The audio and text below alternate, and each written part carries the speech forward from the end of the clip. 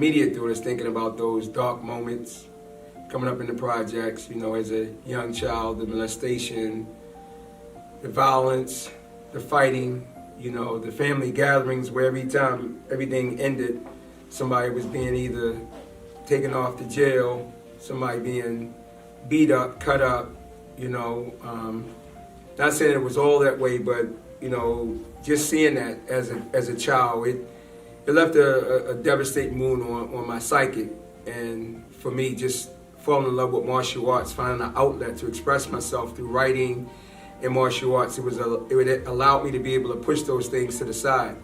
The other thing that I think about too, a lot of that times when those things happened, I never told my mom, I never told my dad, because I already looked at the struggles they were already having on their own, being on welfare, seeing my dad struggle to, you know, just be able to make ends meet, you know, and I know today that they went through those things, and the drugs in their community and the alcohol within the family environment, those things were done to help them deal with the pressures.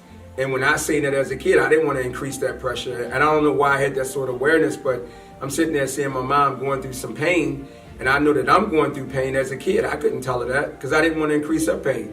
Didn't want to increase my dad's pain. And I know my dad, if I would have told him about some of that stuff that was going on, he'd have killed somebody.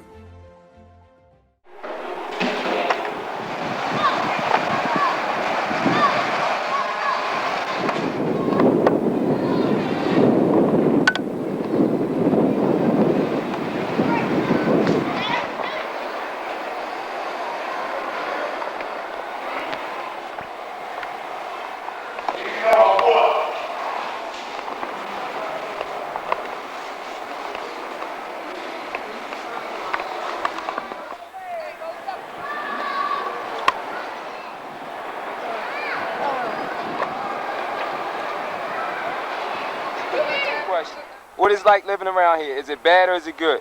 Bad. Somebody tell me why it's bad. Because they got drugs. One person. Say it again. They got Drugs and killing.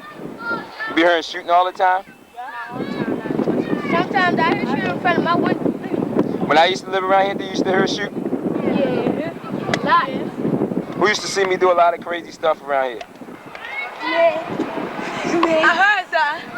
I heard that my friend told me that the police they lock you up or something. You broke out the handcuff, something like that.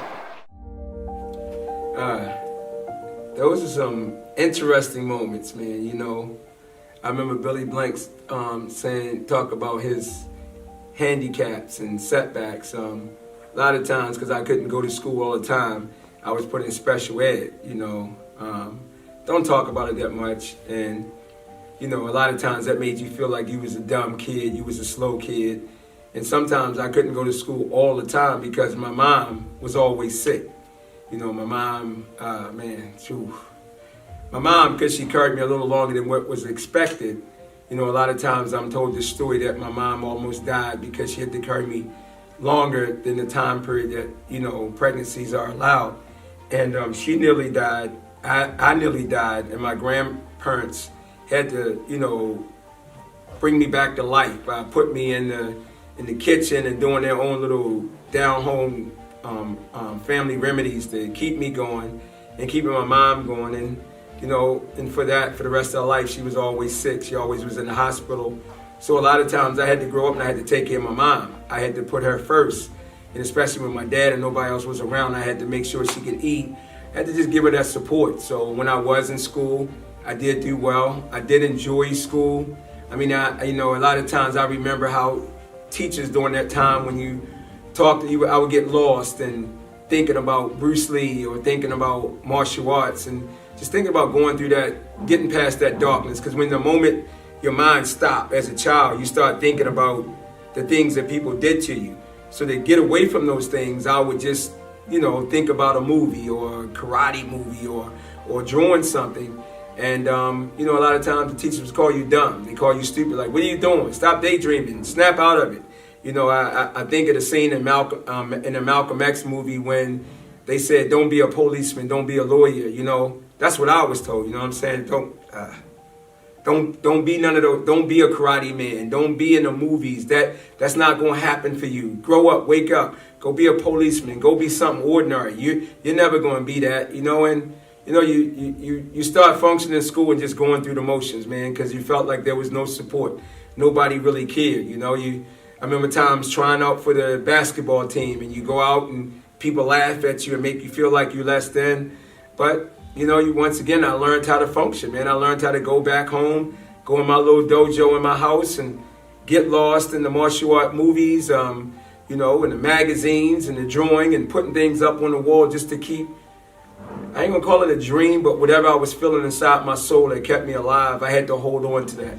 And that allowed me to function to school, man. But, you know, it was, I don't put down those experiences, but there was some real challenging experiences. I mean, and eventually, you know, after dropping out of school, going to adult education and, you know, going from there and moving on into my career, sometimes I wish that I would have, you know, had that opportunity, but I get that opportunity to my kids, you know. So when I look at my kids and seeing them being able to have a good life and go to school and finish school and go off to college, I guess I get a chance to see what I wasn't able to do through them. All right, role models.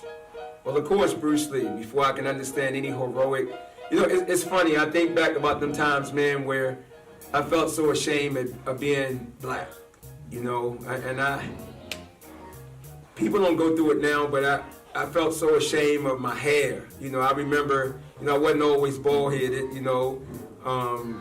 I used to want to straighten my hair, you know, and I just wanted to be not who I am now, because I wasn't, you didn't see any positive images, man. I mean, you went to school and all we talked about was slavery, and I mean, who wants to be a slave? I mean, or who wants to, you know, have any of those images that was placed upon you? You know, so fighting for a role model, I mean, I love my dad. You know, my dad was, you know, he was a great dad, but just when he got drunk, man, he was the most violent person you could ever meet. And for some reason, you know, falling in love with Bruce Lee through Chinese Connection just changed my life. When I think of Chinese Connection, I didn't see Bruce Lee on that screen. I seen Willie the Bam Johnson on that screen. I seen this black hero, man. It wasn't about racial, so don't think about it. It's not about racism. I just seen somebody that looked like me, somebody that I could identify with, and somebody that was doing something, man, that was about helping other people learn to love themselves. He took pride in his people. And that's all I want. I think every kid want to just stand up and be a superhero. And you just want to do something for other people. I mean, we so purred when at the beginning, and Bruce Lee opened it up for me, man. I did anything I can do to bring Bruce Lee home to my house. I would go in with a tape recorder, and I would film those movies. I would film the sounds and come home and practice martial arts. And while I was practicing, I would hear the Kung Fu movies. I would hear, wow, Bruce Lee in the background. Go to the movies and stay in the movies all day, man, because that was my escape from all those things. So Bruce Lee, and of course, come on, when I seen Ron Van Cleef and the Black Dragon, oh my God, man. Oh, it giving me chills right now when I'm talking about that. And then, come on, Three the Hard Way, you know what I'm saying? Bucktown. I mean, it was black exploitation in Chinese movies. Those heroic figures tied into Black Belt magazine, and everybody know back then, Right On magazine, a full cover, you know, color spread of Jim Kelly, and oh man, those things kept you alive. Even if I had to steal a magazine or go to the library and sit there, because the library carried all those magazines, you just sit there, man, and you would dream.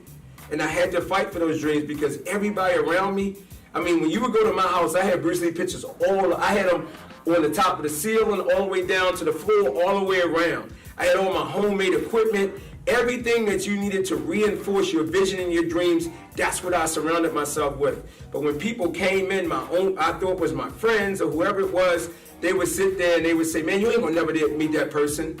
You ain't gonna never meet that person. You know, I tell you, there's one thing tied into it. I remember one time we had a nice little gathering, and there was this girl, I was trying to, be the man and make her like me. And I remember my dad, whenever he get drunk, he would always make you feel bad. He would always say, and excuse me, we can bleep it out or whatever, he would always call me a little motherfucker. You know, you little dumbass nigga. You get your fucking ass together. You ain't a man. You want to be like this Chinese man. You little motherfucker. Be a real man.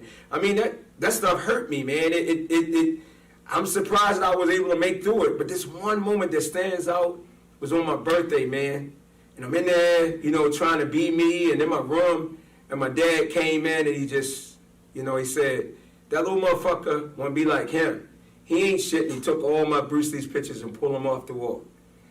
I just ran out the house, man. I just ran out and just kept running and running. And I couldn't believe that my dad did that to me. But for whatever reason, I fought through it, man, and I just kept on moving forward. But I don't know how I made through that such humiliation, because when I had to go back and face them, they always would laugh and say, oh, you cried because he tore a Bruce Lee picture down. Nobody knew what that meant to me, you know what I'm saying? But it hurt, and I had to fight through that, you know, and maybe that's why I made some of those choices that I made, because I think about it today, who wants their kid to go through that? Who in the hell would purposely do that to their child?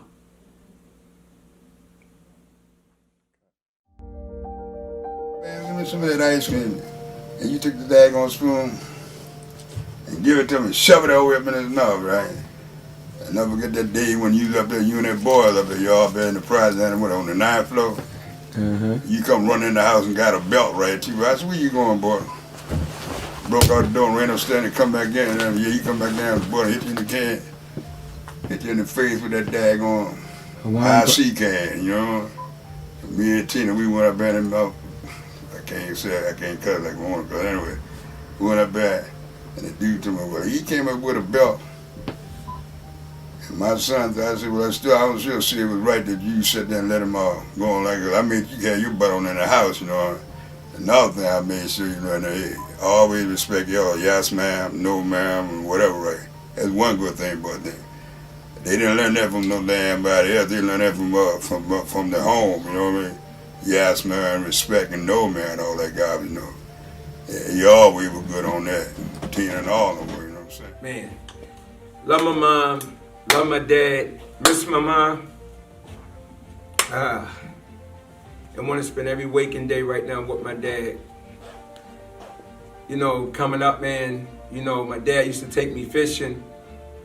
You know, I guess I have to, reflect back and do remember that in that manner, he was my hero. To see him, us going fishing, got 3 fishing poles out there, you know, in Cherry Hill of Baltimore, and reeling those lines in, and I'm sitting back with my little fishing pole. Those were some of the greatest moments with my dad. And my dad, you know, he was in the horror films and the Laurel Hardy, Abbott and Costello, all those things. And man, it was like, it was dear. We would go to movies together. We would see John Wayne. We would, you know, it was always like a family night out, man. You know, there was me and my dad, me and my mom, my sister.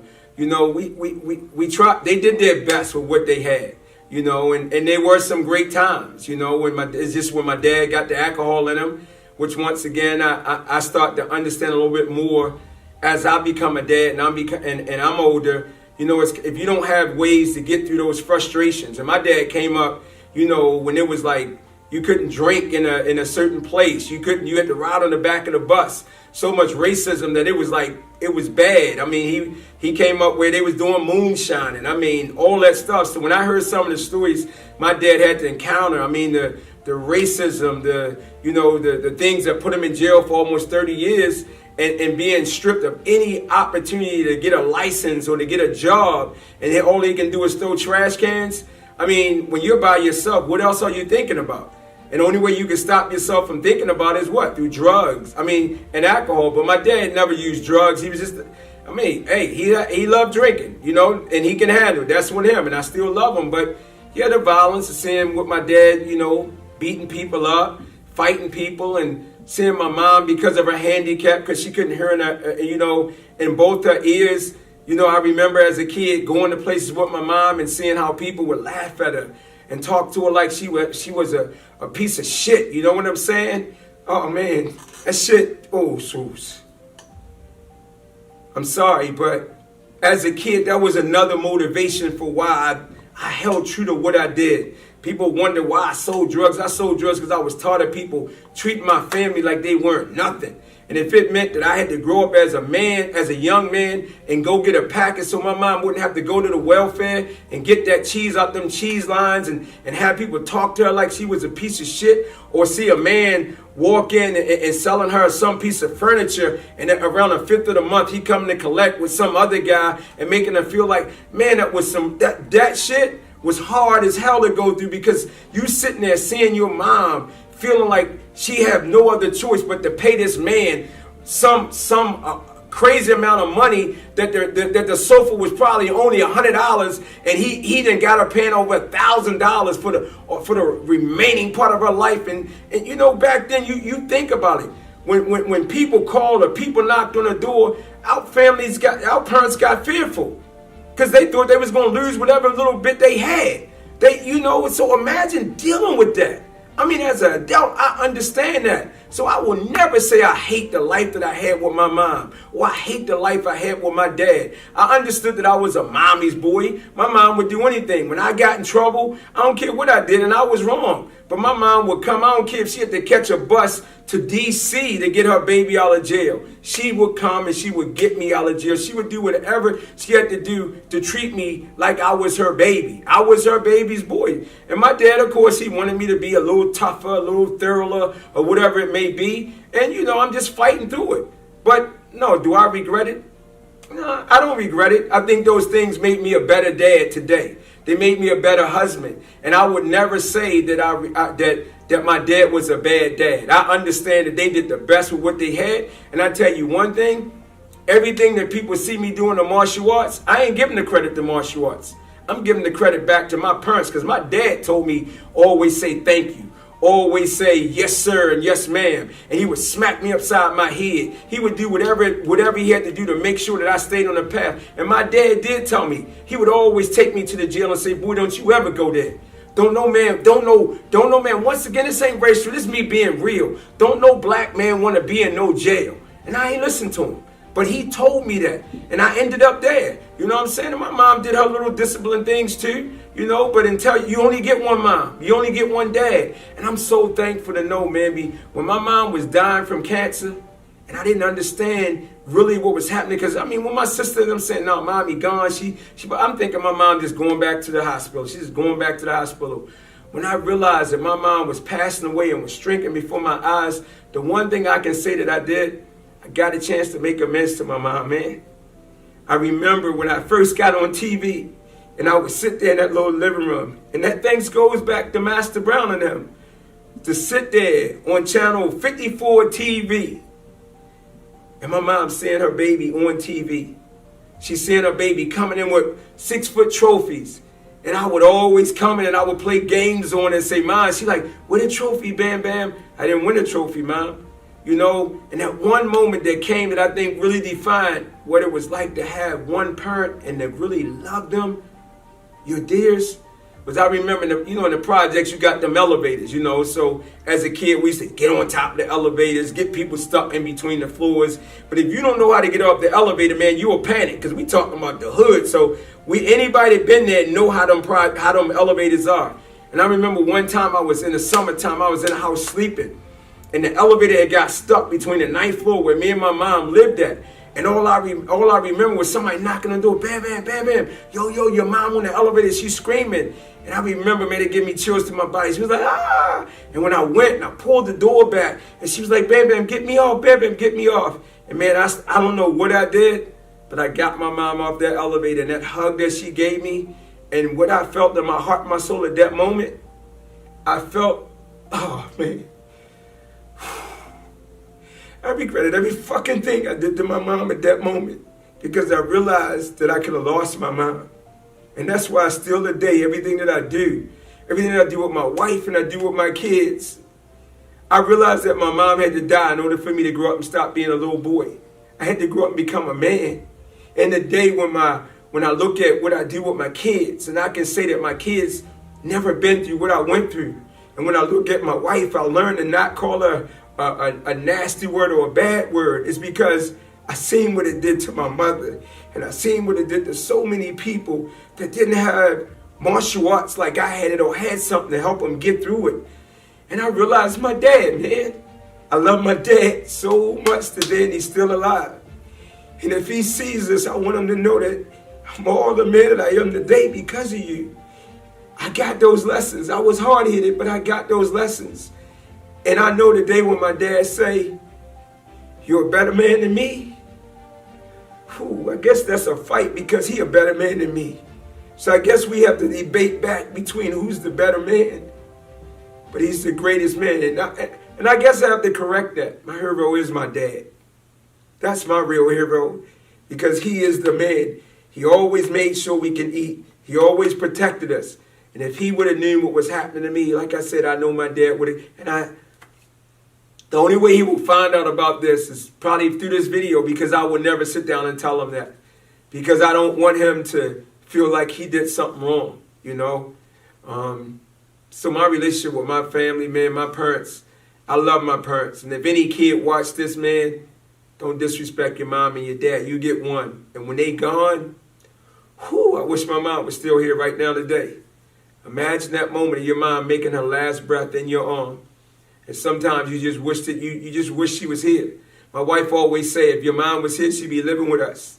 And when my kids ask about, you know, their grandma or my wife's father, you know, and we know they're gone, we know they're watching over us, but man, you just wish you could touch them and hold them and kiss them and say, I love you.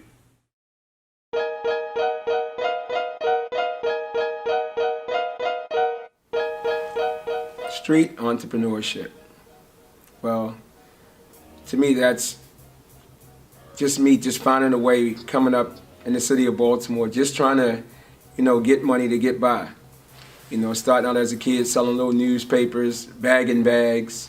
You know, my dad always told me is to find a way to make a little extra money, and that's what I was able to do in the neighborhood at those times. You know, the beautiful thing also, even though it was like in negative environments, my dad taking me to, you know, bars and places, you know, holding on to his weapons while he was doing his thing, and then asking me to come out and perform my little nunchaku or martial art techniques, and people giving me little monies.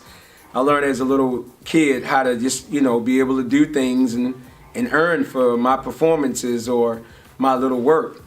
And as time continued to go on, of course, I did, you know, some negative things like stealing and reselling and going into abandoned buildings, stealing cast on and selling to the junk shop and, you know, things like that. Going into stores, stealing merchandise and then taking it back, you know, to ask for a refund, and it was stolen merchandise, and you continue to do those things, and then even boosting, going to stores, stealing clothes and selling them on the street.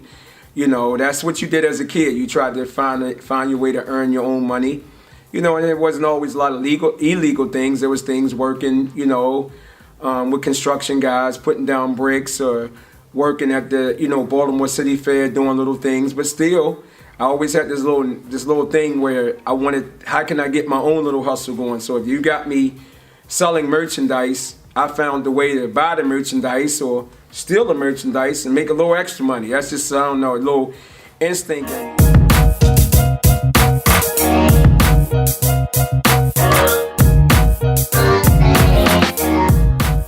You know, as I continue to get older, you know, with the going into the hustling game of selling drugs and doing those things, it was one thing I learned from a person. I'm going to say his name is R. When I first started working with this man, he always told us that we got to come to work on time, come to the shop at 8 a.m., check the steps, make sure there's no stick-up people or no one in there to bring us badly harm, open up shop, take no shorts, take no change, and take no dollar bills.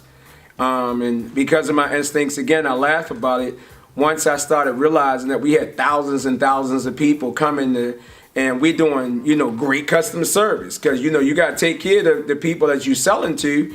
So you learned how to give great customer service, line up, cop and move, things like that. You said it with respect. You didn't treat anybody like they was less than, because some of those people that you were selling product to, some of those people were big-time drug dealers at one time who just got caught up in the game. So you learned to show them respect. But when you started feeling threatened, I remember coming up with this idea where I said, hey, guys, we got to search everybody. You come up here to cop, line them up, put them up on the wall, you got to search them. They don't want to be searched, then you hit them upside the head, and that's what we did. And before you know it, anybody knew that you couldn't get through this building without being searched. You're sitting there with the guns. People learned to respect you, and we learned to respect them. We didn't want to treat people like they were less than, even though it was a drug deal, and it was bad for people, but you took it and you still showed respect. And we got docked if we didn't come to work on time, if we came to work with jewelry or bling or anything that really made us look like we were bigger and told the world that we were, making more money than what kids our age was making. The guy told us that we couldn't do that. We couldn't allow people to hang around us that wasn't a part of our crew. And those things allowed me to see more money than I could ever possibly imagine in my life. But it also taught me something, when I ended up turning my life around and, let's say even before I turned my life around, when I opened up my school, I was able to apply those same principles along with the EFC principles that I learned from Mr. Nick Kokinas. And as I began to blend those things together, still too young to understand how these things were manifesting. But then when I did turn my life around, I realized that in the jail cell, along with me saying I wanted to stop doing the bad things, I realized that I had a gift. And how do I take this gift back out to the streets with nothing and learn how to open up my school and make money? I took all the principles that he showed me in the hustling game. I took all the things that Mr. Nick Kokina showed me. I mixed it, and I call it, for me, the urban spirit of flipping the script. And when I came home from jail with $20 in the dream, I knew exactly what to do. I had a plan. And that plan allowed me to take $20 in the dream and turn it into a real wealthy business, giving great customer service, being a minority in my business in the suburbs, producing some of the greatest students, but most importantly, building a legal, profitable business from $20. Doing so well where at one time I was faking like I was owning a building. Me and my wife coming together with a great team, building a great support team, which were our students learning how to young kids, showing them how to be young entrepreneurs at a young age, showing them how to give great customer service, showing them how to be a brand, because that's what you was when you was in the hustling game and you was saying, I got the blue tops over here, the black tops over there. That was a brand. So I learned that all my life I was a brand. Even though my name was Bam Bam at one time, when Master Brown then said, no, you the Bam. There's only one Bam, so that's the Bam. So I made sure I marketed that in everything that I did, and I realized that the BAM represented who I've always been. So my business became the BAM's Universal Martial Arts Concepts, and because of the success that we were able to do, it's funny, when I went to open up my first school at the community center, I already had a plan that I made up in jail.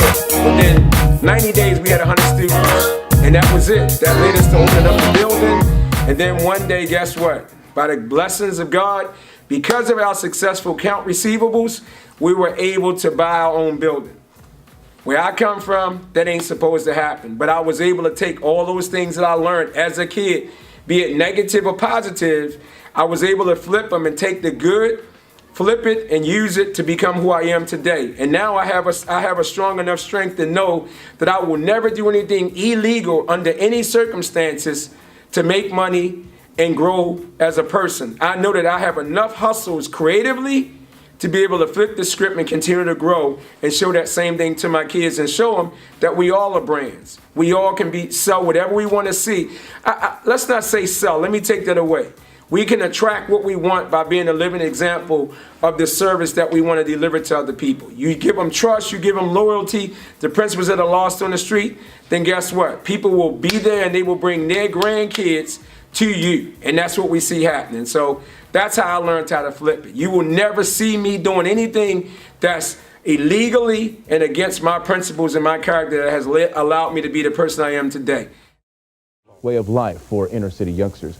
Athletics can provide a shot at a college education or maybe the pros. Martial arts paved a way out of the hard times for Willie Johnson. And as Chris McKendry reports, Johnson's interest came from an actor named Bruce Lee. One afternoon at age 6, Willie Johnson saw a glimmer of hope. 20 feet big on a movie screen was his answer out of Baltimore's housing project. The one thing that the movies did for me,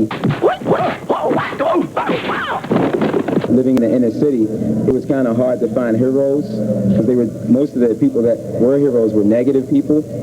So I went to see the Bruce Lee movie. And that was the only positive hero that I had in my life. So I just wanted to be just like that person. I look at myself as being one of those kids that a lot of people talk about being bad kids today. The martial arts really turned me into a good person.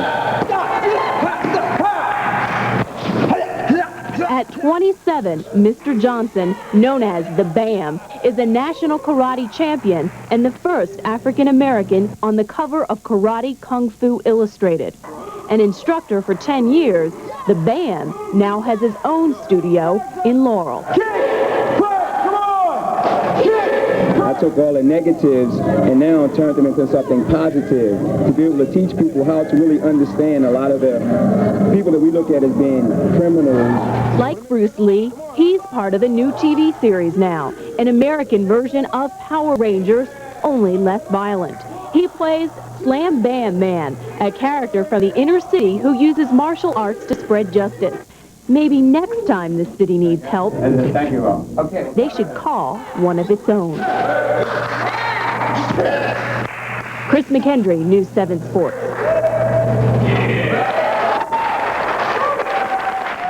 The beauty in what you're doing when you think of martial arts, which is mind, body, and spirit, I think it's a great merge to empower our kids. Would you? I would say that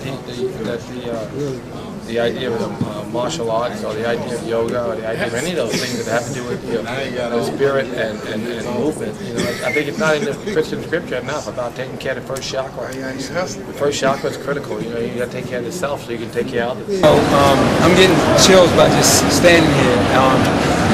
I'm just a real emotional guy. I guess I say to all the kids that are out there that's struggling somewhere and don't believe that your dreams can come true. Think about it. I'm a little kid that comes from the projects, and I'm sitting here with my hero, Bruce Lee, his daughter. I mean, this is incredible. I mean, I know we talk about what your dad has done for people, but I mean, think about it. He done did stuff for people from everywhere. Hip hop. I'm sorry for getting that emotional. I mean, how does that make you feel? The lowest point in my life. Oh man, I guess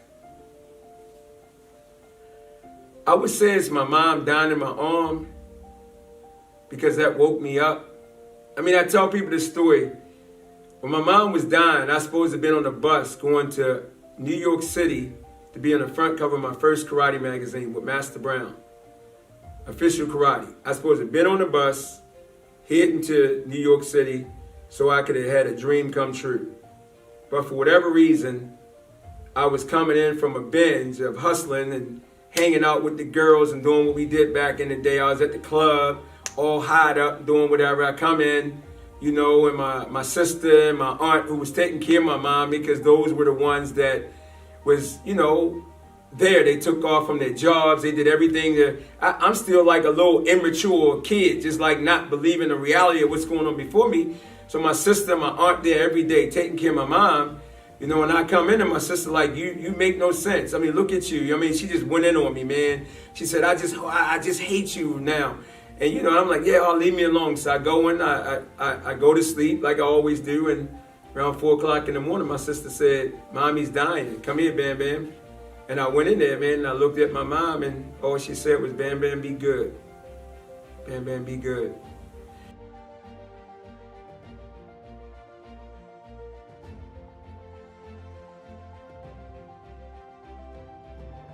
And what's so crazy about that, the beginning, I'm going to call that the beginning of darkness. They had to pry my hands off of my mother because I would not let her go. Because that was my everything. My goal was to get my mom out of projects and use this to give her a better life. And when my mom passed and they got me away, got me off, I wanted to die. I was a dead man walking. I began to put every drug, every form of alcohol, I don't care what it was, I wanted to die. I just wanted to die. I didn't want anything. I just wanted to die. I mean, I had no reason to live because everything that I wanted to, everything I was living for was gone.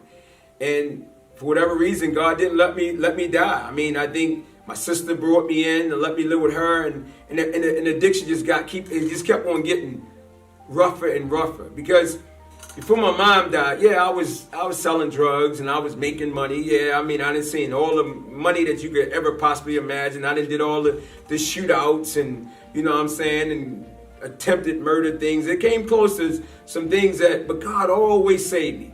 When other people got locked up or somebody got killed, for whatever reason, God put me back in martial arts. So when I came back, I found out that something happened to them, but I was at a karate tournament. I didn't get it until now. God always rescued me and didn't allow the devastating things to happen to me. And I always tell people, yeah, I got high, but I never put a needle in my arm. You know, I never went that far. And not saying that I'm any better than anybody that does do that, but the one code that you learn from the street is like, don't go that low. And I didn't go that low. But I think the lowest point that I had was being with this is another lesson for the kids, man, for anybody out there. You know, you trying so hard to make friends and be friends with people that don't support you. They don't love you. They hate you. They don't want to see you dream. They don't want to see you be more than what they can be. They're like crabs in a basket. Nobody want to see nobody up. You do a little bit, they're going to bring you back down. And those are the type of people that I call friends or girlfriends. I didn't understand it. Those were the people I was around, man. And I remember every time somebody do something bad to you, you do something bad back to them.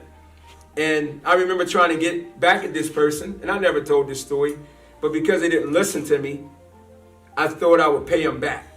And by paying them back, I went with their friend. There's two females. I went with their friend, and the friend introduced me to that, what we call pipe. And once that happened, man, it was all over, man. I was gone, man. I was out of control. I mean, my bottom began to tumble, man. I was like, you would be in a room, like hitting a pipe or whatever, and you feeling across the floor, trying to find the next high. I cannot believe. I would have a job and put money here and put money there and put money there and think I'm gonna spend this money here, and before you know it, everything was gone. Couldn't pay a bill, couldn't do nothing. I was gone. And you know, this goes back again to understand when you lay a real strong foundation within a person.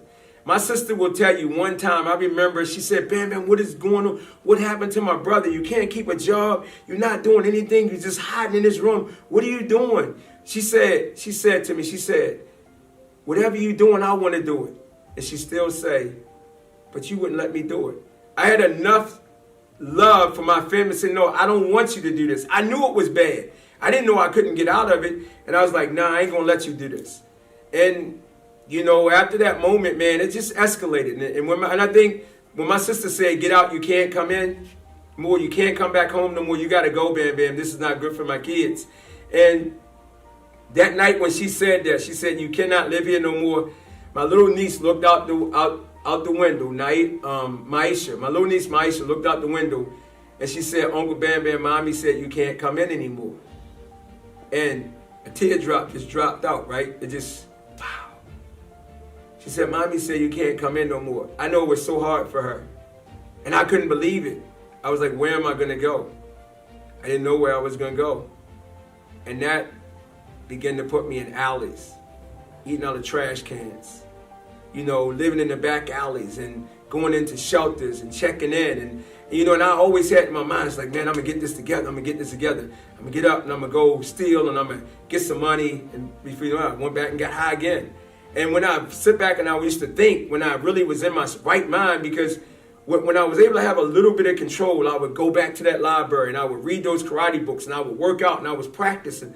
And I was walking around with a portfolio because I didn't give up that dream. I held on to that dream through all that darkness, but I wasn't strong enough. I didn't know what was going on. I didn't know what was happening until it kept on going and it kept on going. And I ended up in jail, man. And that was the greatest thing that ever happened to me. Great. We want to get a brief introduction. Can you tell the world a little bit about yourself, sir? Well, now that I've graduated out of hell, I am delighted to try to share all of the things that I've learned with young folks that look like me. And I'm not removing that or reserving that from young folks that look like somebody else, but the mere fact that I have spent 26 and a half years in the federal penitentiaries all around the planet and witnessed at least some 200 murders, and I've been blessed to have degrees in 4 specific arts: Taekwondo, Goju, Shotokan, and Kung Fu. and 3.5 years of samurai with a particular instructor. I want to be able to give all of the things that I've learned to young people who are desperately in need of it.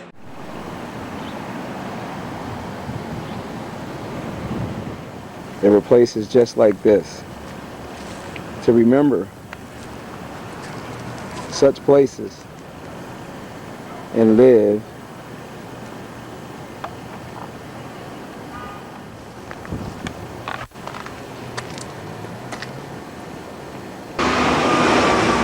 Baltimore Rescue Mission. One of the missions that I stayed in. Once again, one of the many places.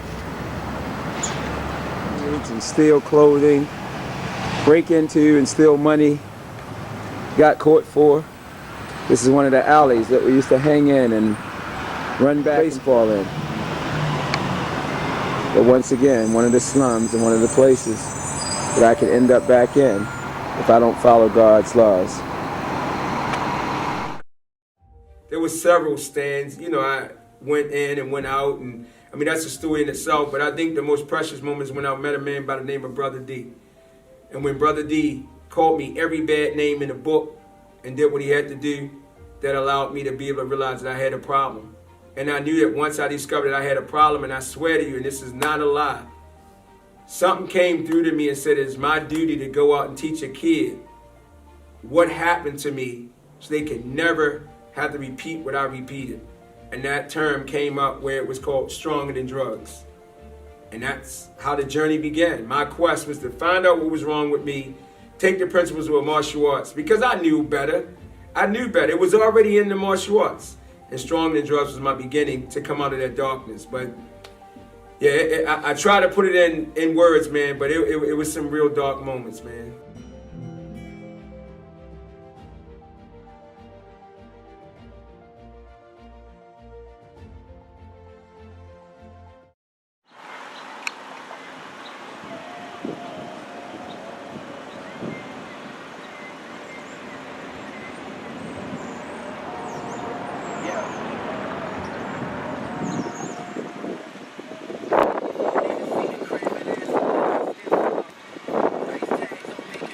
Yeah, man, Brother D, I mean, I remember being locked up and I went to these people and I still got a letter where they would, because they said, because I was doing so good in jail, they was going to hire me when I got released from jail.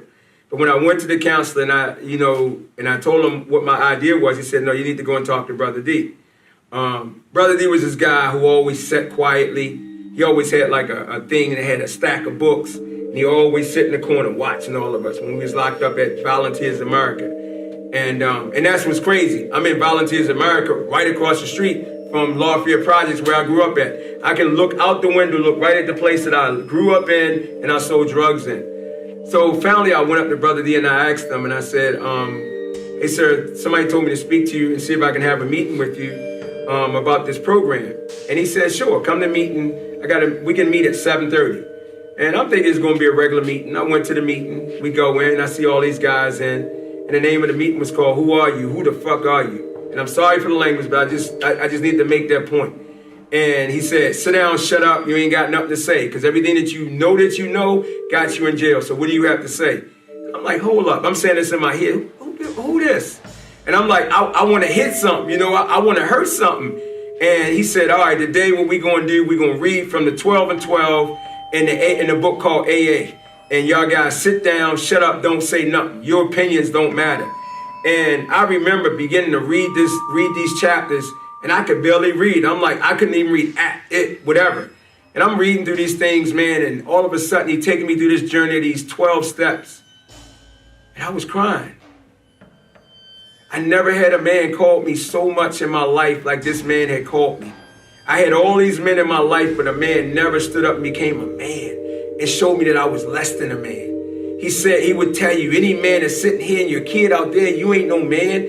Any man that would take his hard-earned money and give to another man, you ain't no man, you a prostitute. That's what this man calling me all this. What do you say? Any man that can't take care of his kids and his family is less than a man. Any man that can't keep a job.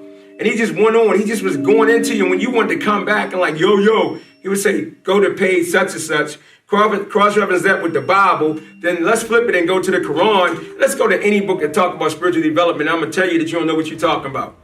How you go? It broke me down, man. I mean, he ripped me up from the inside and back to the outside. And that was the first time I got jealous over another man sharing what he was doing with another man. Because now I learned to love a man. And without Brother D, I would never be a man. My dad showed me what being a man was, being a man that survives in life was all about. But Brother D showed me how to be a spiritual man that fought for something that represented God's laws.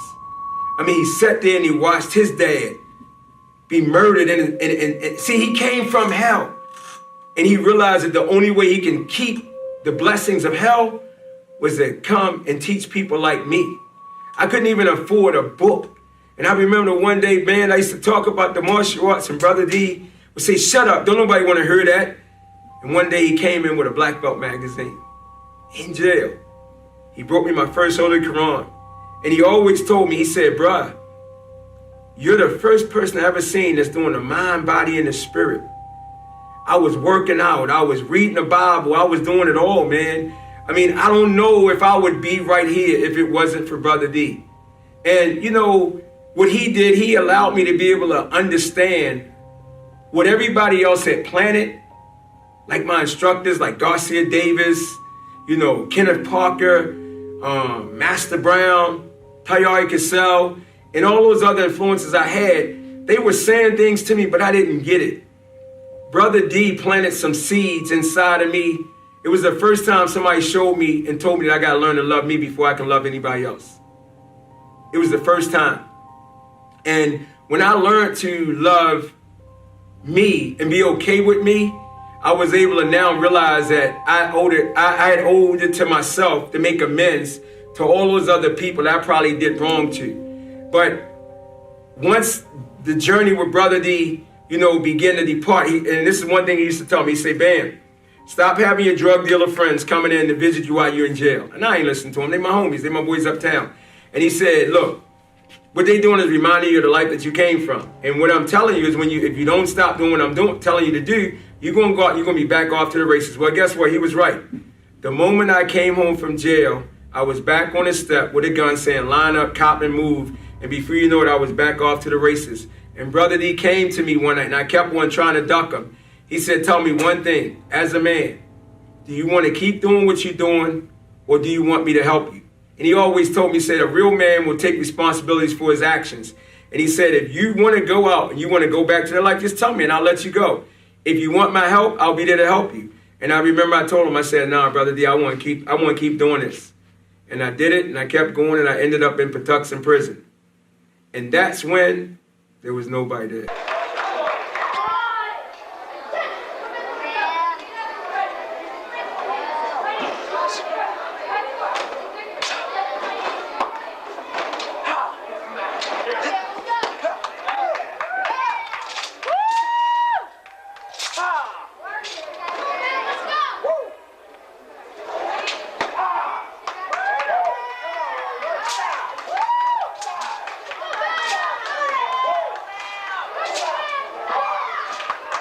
Work at your food.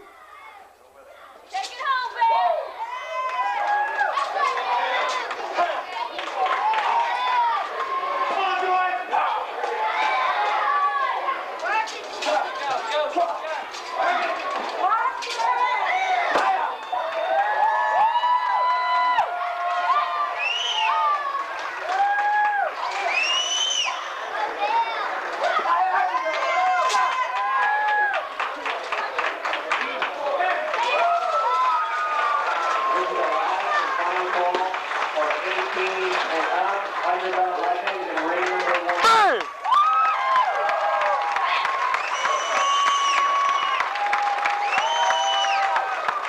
Jax, you know, doing karate when he was young.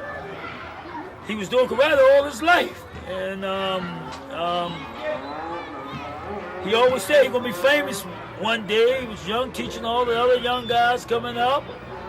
You know, on the basketball court doing karate, people playing ball. He did a lot of different things.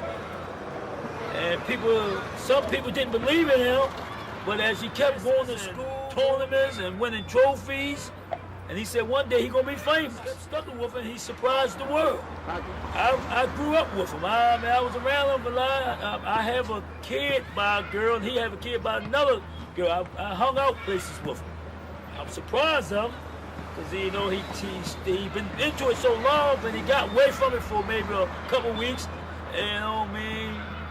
And then he just got right back into it. He just started, he wanted things to happen fast, and it didn't happen so fast. He was just, he was getting away from it. He's been through thick and thin. A lot of problems, ups and downs, but we've been through a lot. So he stuck with it, and he said he can do it. So now I see that he achieved his goal.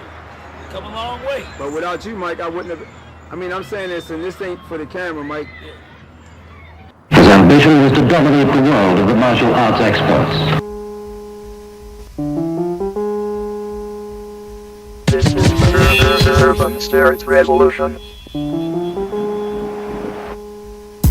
Survivors, trying to make that mighty dollar. Hanging with the best of them in houses where we bother. You really with the best of them, and most of y'all followers. Probably say, lonely for most of y'all cowards. Sit back, man. You a soul superstar. M.R. Legend. Let's go, baby. Let's go, baby.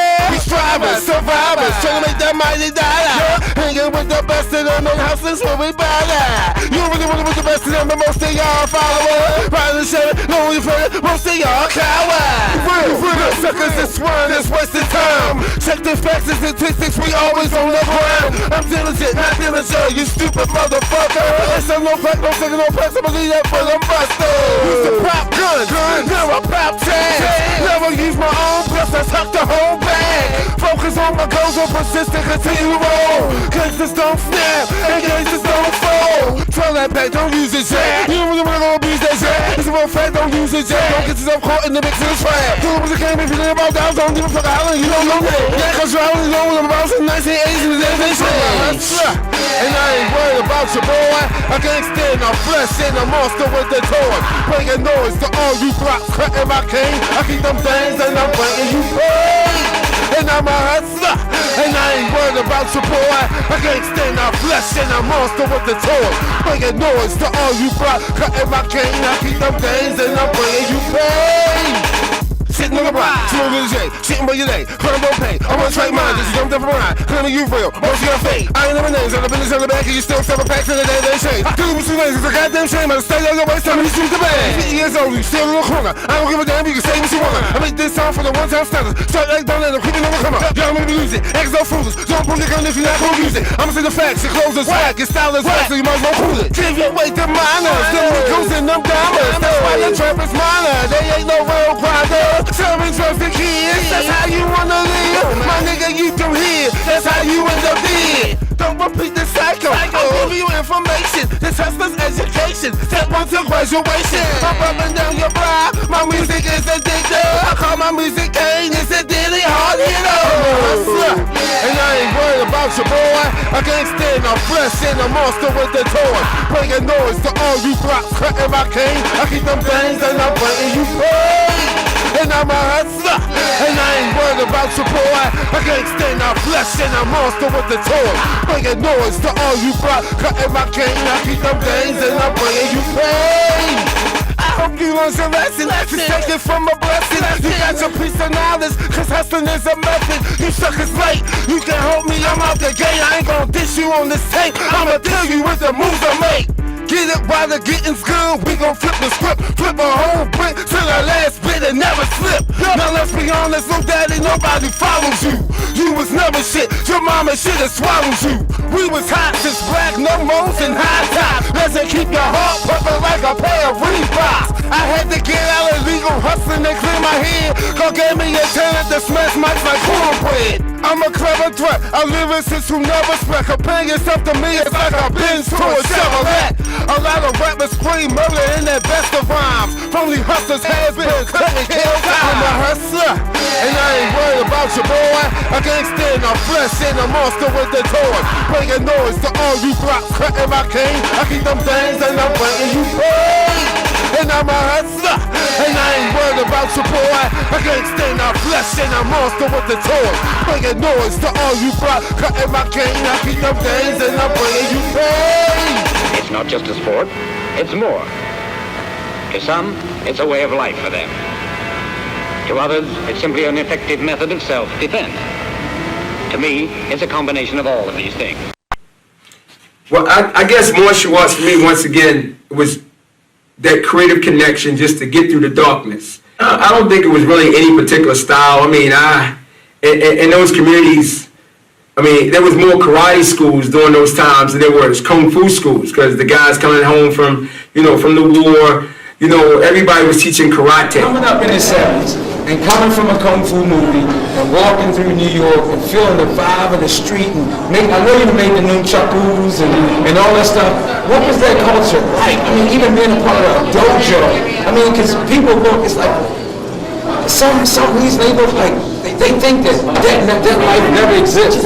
But there was no dojos in the inner city. There was no good instructors in the inner city. What was that culture like for you? Well, see, one thing is I explained to a lot of people that the martial arts came by way of the inner city. Okay. I mean, it came, from the Orient. Yes. And it was, came to this country by way of GIs, soldiers who were in the Orient, in Korea, Okinawa, Japan, who learned the art and brought it back here, right? And so where did they teach it? Not in the suburbs. They taught it in the ghettos. You couldn't teach true martial arts anywhere else. It wasn't a business. It's a business now. You know what I mean? It wasn't a business back in the day. And we grew up seeing ghetto martial art warriors. Literally, you could not have a business in the suburbs. You can't teach martial arts the way it was taught back then in Beverly Hills. No, you had to go to the projects, and every great instructor, whether it be the pioneers, the Peter Urbans,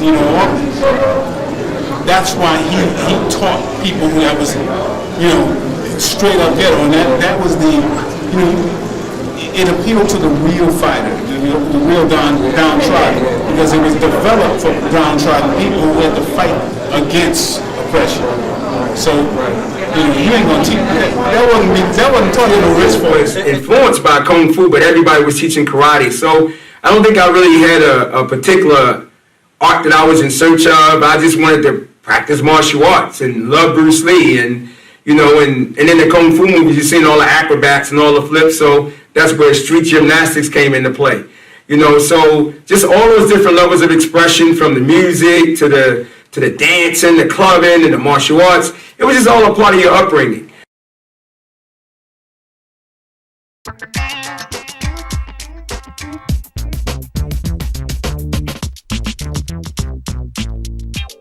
I'm Grandmaster Dennis Brown, and instructor of Willie the Bam Johnson, the professor.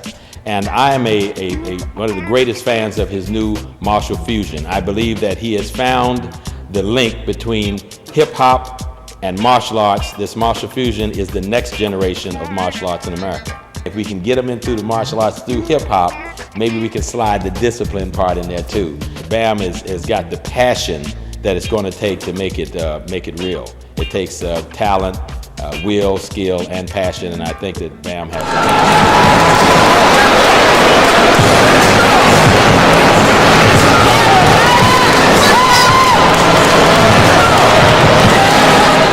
martial arts. Last question. Martial arts is really important, you know what I'm saying? I'm a martial artist. I mean, I'm deep off into the way of the samurai and all that kind of stuff, and that's the fusion of the mental. But once you know how to protect yourself and you become deep into martial arts, you probably never have a fight.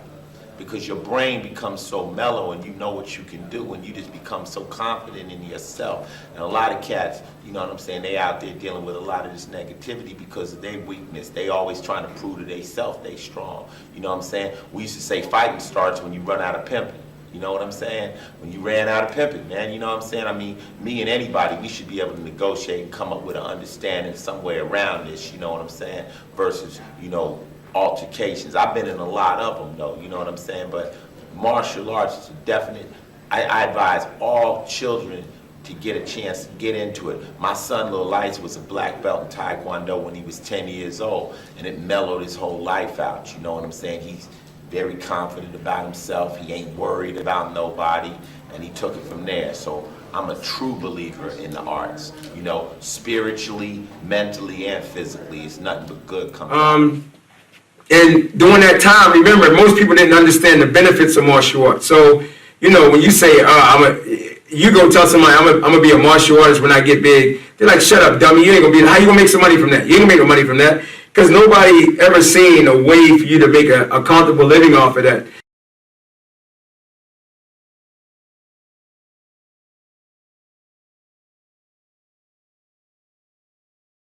And let alone say, I'm going to be in a movie, I'm going to be in TV. Now you really like, shut up. That ain't going to happen. But, you know, for whatever reason, that ability to be able to express and hang out in movie theaters all day, go to McKim's Community Center and practice, or be in my room to practice, those things allowed me, in the magazines, because I think the one valuable thing about reading, and Karate Illustrated, which was the magazine at the time, that had all the national tournaments listed all over the world. And they had something called the top 10 ratings for region, and then they had the world-class ratings. So I already knew from the magazines who the world champions were. And back then, if you became a world champion, you got on the front cover of a karate magazine. Be it Black Belt, Karate Illustrated, or Official Karate. And then guess what? Then you got a movie role. So by seeing these things, I began to study what the great people were doing. I remember like making all those uniforms I got to give credit to Cynthia Rothrock. I remember every time a Cynthia Rothrock in the magazines would do something, she always had a different... The wonderful one was Cynthia Rothrock. She's going to deliver a positive message to us. Come on, Miss Cynthia, talk to us. Hi, everybody. I love you all. That's my most stomping grounds, but you guys keep training hard. Your instructor, he always said I was the queen. Well, you know what? He's the king, and the king rules. So you guys are on the right track. Train hard. Love you. Hope to come visit you and see you soon. I understood that the other arts that was really standing out and was winning at that time, it wasn't so much Kung Fu. It was this new art that was coming up called Wu Shu. It was like Jet Li. He was performing in the White House, and now this new art that had eliminated all the fighting, but now it had combined acrobats and Kung Fu flow and drunken and monkey styles together. It was like taking the world by storm. But for me as a kid, what did that do? That complemented everything I was doing in the city. In a motherfucking bathroom, I looked at the fucking man. I couldn't believe that I was dressed like this. Your blessing. I was flipping on the pissy mattresses. I was going to the dojo and practicing. And the thing about McKim's Community Center, what was so crazy about it, just imagine, it was like the world of mixed martial arts. In one area of the gym, you got guys practicing wrestling. In one area of the gym, you got guys practicing gymnastics. In another area of the gym, you got guys doing martial arts. In another area of the gym, you got guys doing basketball. So I had all these things going on. Even though I'm not in the ring fighting anymore, I feel like I'm training for the heavyweight title of the world with Point MMA. It gives me something inside each time. It lights a fire that makes me never want to quit. And even when I am at my pure exhausted point, is something that just clicks and brings that juice to your mouth again and makes you get up and just do one more kick or one more punch. And then, even then, when I'm like, man, you're training to pure exhaustion. People in the gym are like, what are you training for? And we say we're training for life. And when I'm on my knees just like broke, my husband will tell me, will you let your son quit? Get up and do it for him. And Point MMA reminds me of how important it is for me to train like the most superb athlete ever, just to be that example for my son, or for the next kid, or even a woman in the gym that just might be looking over, you never know what she went through, and she's just looking at me, and maybe I gave her the confidence to stand up a little bit straighter today, or just feel like she has the ability to do something she's never done before, or to be an example for her kids or anybody. And sometimes when I'm in the gym training, I feel like I'm an example for some of the big dudes in there, like pumping iron and stuff. They come up and give me daps and things like that. And then when I see my oldest son train and I see him on the world stage, it just like electrifies my heart knowing that this can do this for people. And what McKim's has done for my husband, there's an opportunity for somebody to come in and join forces with us and do it for every kid of the world. Every kid. This is an opportunity for them to save kids' lives. There's no other company out there, very few that can say, oh, we did it for the kids. We did it to save kids' lives, to turn our society around, to make it where kids can go back outside and play jump rope and hopscotch and bottle cap and all those great games that we play, freeze tag and all. You can't even let your children outside now without surveillance and being up on them. And McKim's taught my husband how to be a man and put the right people like Master Brown and Dwight and those aides at McKim's in his life. So now he is a great father, a great role model to moms that bring their kids in that are single parents, or just even women coming in wanting to get in shape. They look up to him, and he is their Professor Bam now. For a mom who might just want to get into, or a woman who might want to fit into her wedding dress coming up, he's her Professor Bam. And McKim's did that for him. And in turn, he affects other people's lives with that.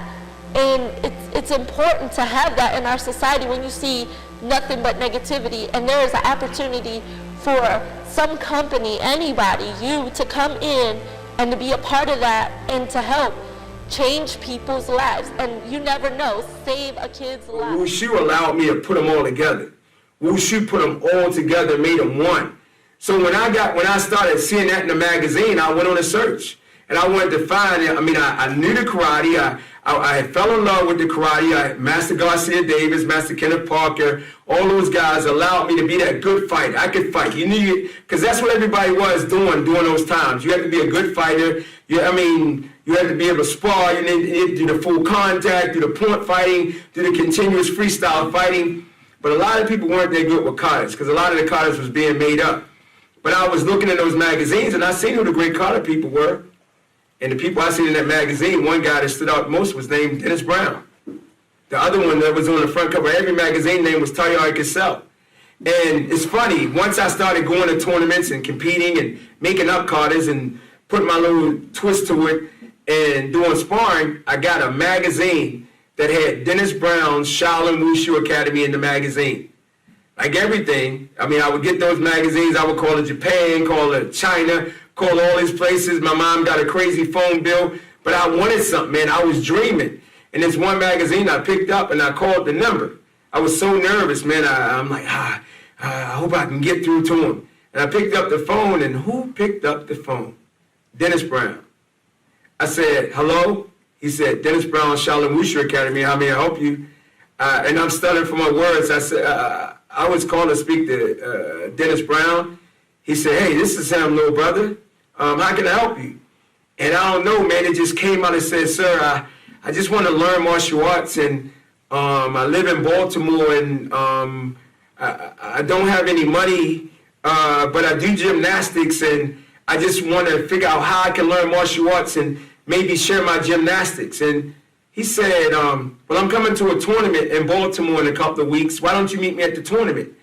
And I caught the bus and I got to that tournament, and I remember I was doing my thing, and I seen him over there doing his thing because he was winning all the tournaments and had all his people, Shufu Irvin, Shufu Powell, Shufu Thurman, all those people. They was winning everything. They was killing everything. And when it was over, he came and he said, okay, let's go in the back room. And he took me in the back room, and I started doing all my gymnastics. And he looked at me and said, that's good, little bro. I'm going to call you next week. Can you be available? And I said, yes, sir. So he called me and he said, if you can get on the bus, I'll come and meet you at the bus station. From a movie saying that I want to study with you. I've been training in martial arts, and he was working at the he was working out at the McKim studio, I think, at that time. But he was more he had gone to the Junior Olympics for gymnastics, as I remember. So I know he had a lot of skills in terms of physical technique, and he had studied some karate styles. So I knew he had some discipline from that. But for some kind of way, he had seen me in a magazine or a movie or something, and decided, I want to come over to D.C. and I'm going to study with Baltimore to take classes. And we brought him in, didn't have a whole lot of money and that kind of thing, but what he had was a will to be really amazing.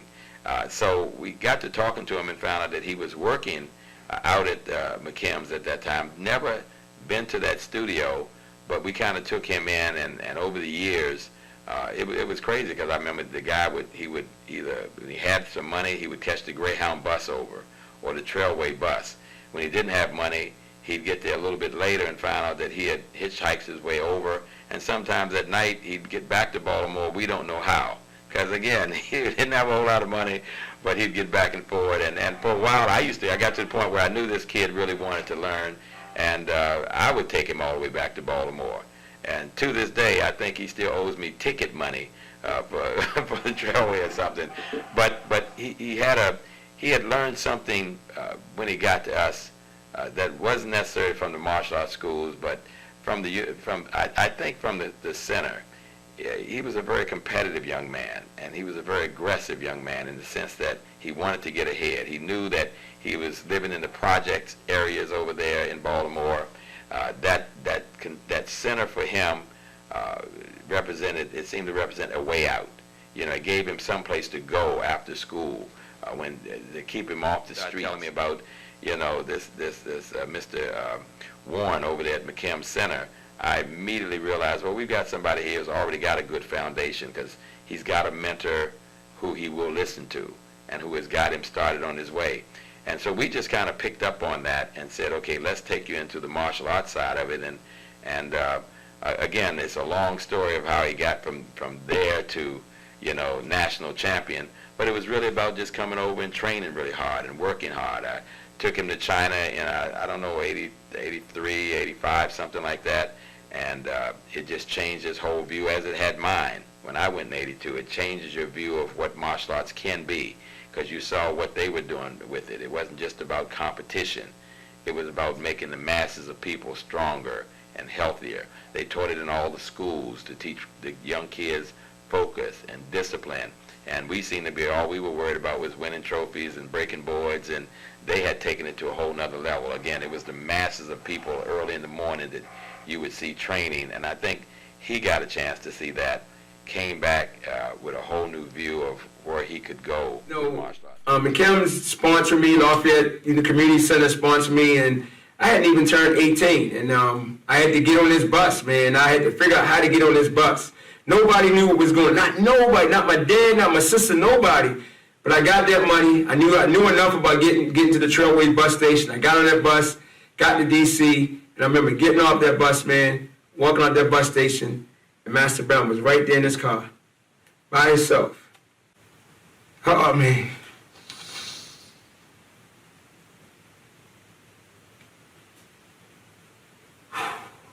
For a man to do that,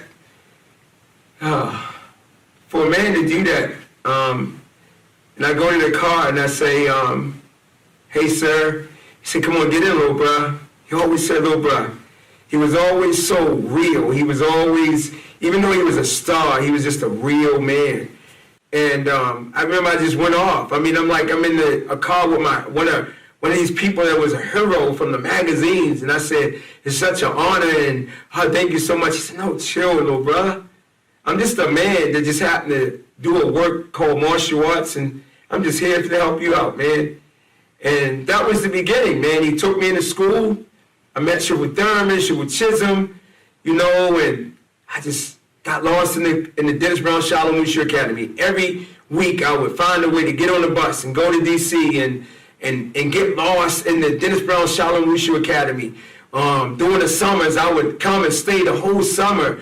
I mean, what kid could ever, it was like going to the Shaolin Temple. And everything that I needed to learn, along with Master Brown, and along with the things that I naturally learned how to do to put myself out there. And I guess I was call it branding myself and understanding how to connect to people. I was able to connect to people like,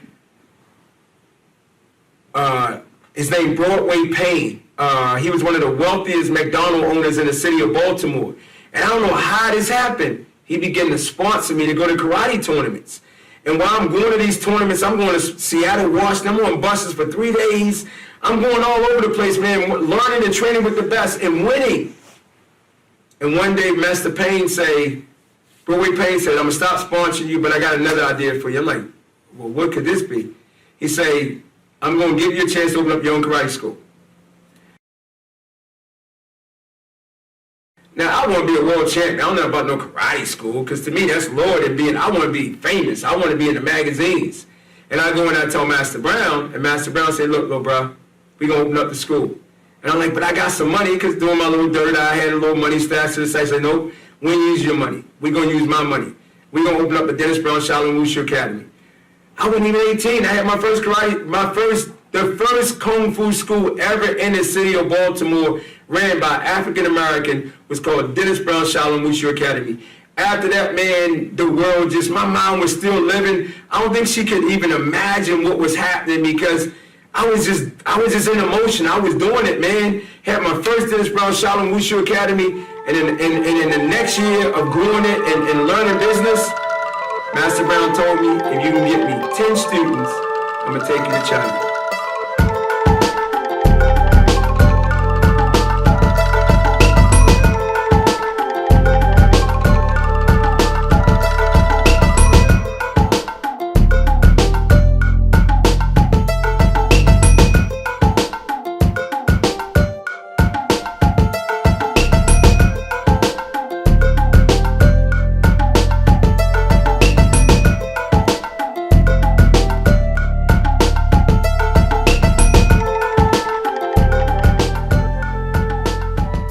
China, you gonna take me, I'm from Lafayette Projects, China.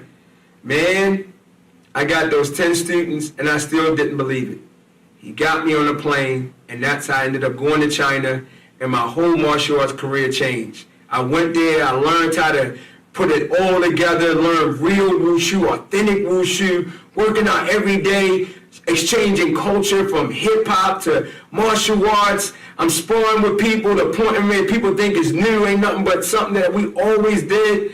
And when I came home after China, man, my first tournament, I beat the world champion, and that was it, man. Master Brown gave me a chance. As a teacher, he couldn't take me to that next level, but he took me to a place that took me to the next level. And that just refined everything, man. You know, so when I think of those people, that I don't know what I would do without those moments right there. Law Officer Defense at MBS Law Enforcement School of Baltimore, and his works at Beijing Institute of Physical Fitness in China. In 1984, the band was voted one of the best national competitors by Karate Illustrated, and in 1985 was voted one of the best American martial artists by Beijing Physical Culture Institute in China. And he is also the leading speaker for Champions Against Drugs. Please welcome back, Willie the Bam Johnson.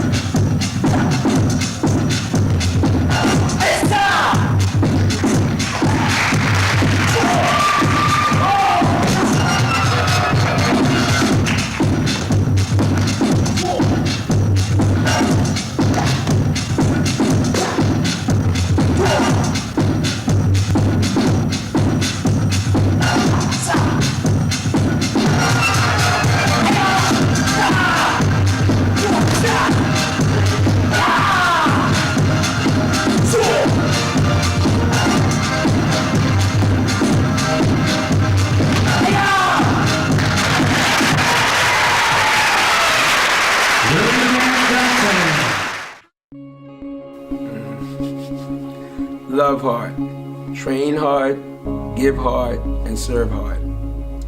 I gotta give that phrase to the credit to someone who I call my new mentor, Mr. Brandon Belicio. My wife's going through some things right now, you know, and I'm just going with the flow. You know, I'm just trying, I'm being supportive. I'm letting go and I'm letting God. She got cancer. And all I can do is just go with the flow because I don't have the answers. I don't know what to say. You know, when my mom, you know, passed from cancer, I was so young and so immature. I didn't understand what was going on. I didn't realize until my mom died in my arms that, whoa, she was really gone. And it's the second round for my wife, so I didn't realize in the process of being supportive and allowing her to be all she can be and do it her way and support her in her own way. I didn't realize that one day Mr. Brandon Belicio, you know, called me, got me up, and he said, man, I need you to love your wife harder than you have ever loved her. And to train hard, that means I gotta train harder than I ever have trained. I met Bam. I actually first met Bam when I was around 11 years old or so. I saw him in competitions when I would go to tournaments, and I would stay for the finals and watch the adults and stuff in the finals, the teens and whatnot. I would see him win and then go up there and perform, and I used to always wonder what style of martial arts he studied, because I used to always think Kung Fu was like ballet. And then one day I asked him what style did he study, and he said Kung Fu. And I was like, wow, Kung Fu can be that hard. And then I remember him winning, and he would go up on the stage when he won Grand Championship, and he would do a backflip with no hands and put his hands up like he was the champion. And I used to say, like, one day I would be like him, be like him. Life, because of all the things that happened, I've always been able to fight back. And I didn't realize when I was getting older, man, that I was creating drama so I can fight hard. I was purposely creating natural disasters in my life so I can fight hard, because I'm good at that. You know, so what I want to do now, I want to train hard for the purpose of having my wife live the most happiest life that she can ever live. Not because of drama, but because of hope, happiness, you know, camaraderie, everybody coming together to celebrate her living. So that's that training hard. Give hard, that means I want to give harder than I have ever given in my life, because if by giving to my parents, my students, and my community, then they can give to my wife. And guess what? Serve. I just want to serve people. I serve God. I serve my students. I serve my parents. I am so grateful for everybody that walks through our doors, that give me a chance, that say my name and support my brand and believe in us. I am grateful. And I am forever being a servant to all of them. And I'm doing this harder than I have ever done it, because all I want is for my wife to stay alive. I want her to have a great life. I know that God is bringing this journey to us. Why? So we can look around, and I believe that because of all the negative despair, God's saying, stop for a minute. Put down your phone. Get off that computer. Eat dinner with your family. Connect and hold your wife. Go to the movies and be connected. Look in those kids' eyes and really listen to what they say. As a man, stop thinking you gotta have the answers, and let's try to figure out the journey. Forget the bullseye, because when you hit the bullseye, it's like a high. You running for it again. Let's remember the journey. The journey is all that matters, and when we can have a great journey, a wonderful journey, guess what? Everybody will remember that. That's all that matters right now, man. So I'm living hard, I'm training hard, I'm giving hard, I'm working hard, because I know God saved me for a bigger purpose. And you should be doing the exact same thing.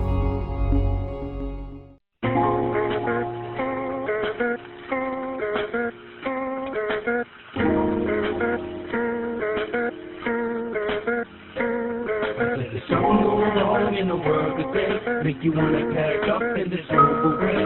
There's a song going on in the world today, make you wanna stand up, just turn and say, I say, yo, what's going on? I say, yo, what's going on? I say, yo, what's going on? Man, I'm trying to say what's up and what's going on. I say, yo.